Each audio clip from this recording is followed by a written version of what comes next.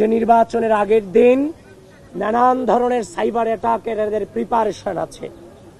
আমি যে সংখ্যাগুলো করেছিলাম তারই প্রমাণ মিলল আজ সকাল 9টা 9:30টার দিকে।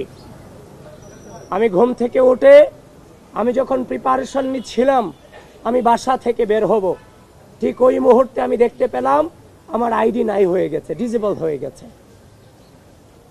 আমি বিভিন্ন প্রমাণাদির মধ্য দিয়ে ইনস্ট্যান্ট আপিল করে আমি প্রাথমিকভাবে আমি আমার আইডি নিয়ে আসছিলাম।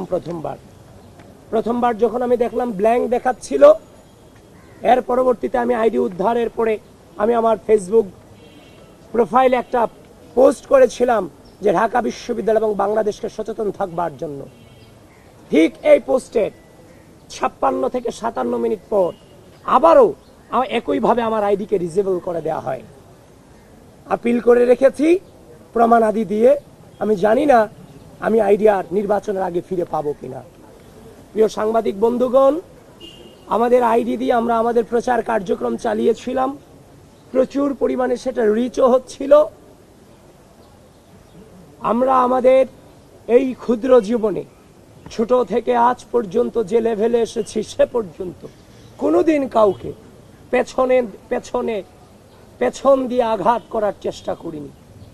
আমরা যোগ্যতার বিপরীতে যোগ্যতা দিয়ে লড়াই করার চেষ্টা করেছি, অপসংস্কৃতির বিরুদ্ধে সুস্থ সংস্কৃতি দিয়ে লড়াই করার চেষ্টা চালিয়ে গিয়েছি। আজ আমরা দেখতে পেলাম নির্বাচনের আগের দিন রাজনৈতিকভাবে মোকাবেলা করতে ব্যর্থ হয়ে আমাদেরকে সাইবার অ্যাটাক করে আমাদের আইডিগুলোকে ডিসেবল করে দেওয়া হচ্ছে।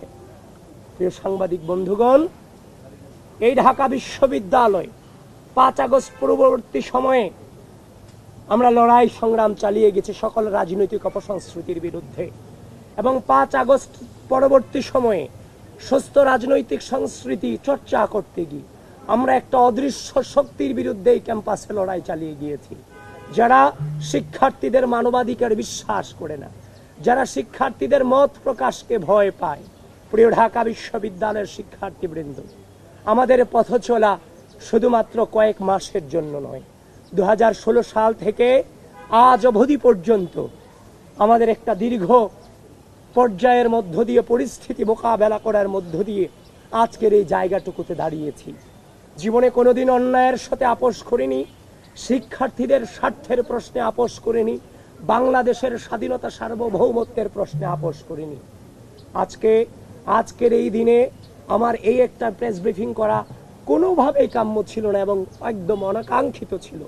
আগামীকাল নির্বাচন, আমার নির্বাচনী প্রক্রিয়া নিয়ে আমাদের ব্যস্ত থাকার কথা ছিল, কিন্তু ঢাকা বিশ্ববিদ্যালয়ের শিক্ষার্থীদেরকে বলতে চাই, যারা এই অন্যায় পথকে বেছে নিয়েছে, যারা এই প্রপাগান্ডাকে বেছে নিতে চায়, সাইবার বুলিং করে রাজনৈতিকভাবে মোকাবেলা করতে না পেরে সাইবার বুলিং করে মোকাবেলা করতে চায়, প্রিয় ঢাকা বিশ্ববিদ্যালয়ের শিক্ষার্থীবৃন্দ, আপনারা আগামীকাল 9 সেপ্টেম্বর ব্যালটের মধ্য দিয়ে তার জবাব ইনশাআল্লাহ আপনারা দেবেন, সেটা আমরা বিশ্বাস করি।